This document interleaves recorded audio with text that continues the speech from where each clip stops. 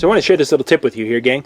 We're looking at the EKX 12P speaker, and we've got the EKX 18SP right below us here. And what we're doing with this is we were doing some sound checks and such, and we were running it from a board, which the board was over on a table over here, and we were running it via XLR into the sub, and then we were jumping up to the top. And we had them both set so they were doing their things and everything was happy. Well, I wanted to try it. I pushed it pretty hard with the board. I wanted to try it going directly in. So I changed my connections a little bit. I went right from my tablet, right into the back of the EKX 12P. Then I went from the output in to the sub. And this is just from the other testing and such. So now we kind of reversed the flow. Before we were coming into the sub, then we were jumping up to the 12P. Now we were going into the 12P, but we're doing it with RCA connections.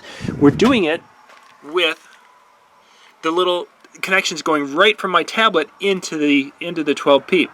Now the sound and such, I expect truthfully a difference in sound because we're coming from a really high quality board before and hooked up when digitally hooked up, and I thought everything would sound much better. And then we ran this. And boy, for a backup sound system or an emergency situation where my board would have died, I could plug in, I had my iPad hooked up to this.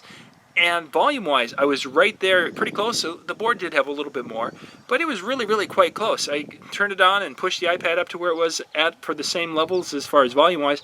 The iPad was maxed out. The board still had a little more to go, but volume-wise, it was covering a large, large area. So my suggestion, if you are buying speakers, make sure that they are high quality speakers and that they've got an RCA input, because RCA inputs are going to save your butt someday when you're doing a show and you've got a mixer that dies, or if you're missing a cable or something, make sure you're getting quality, and then look for the RCA connections as well as your XLR, your multi connector right there. This is John Young with the Disc Jockey News.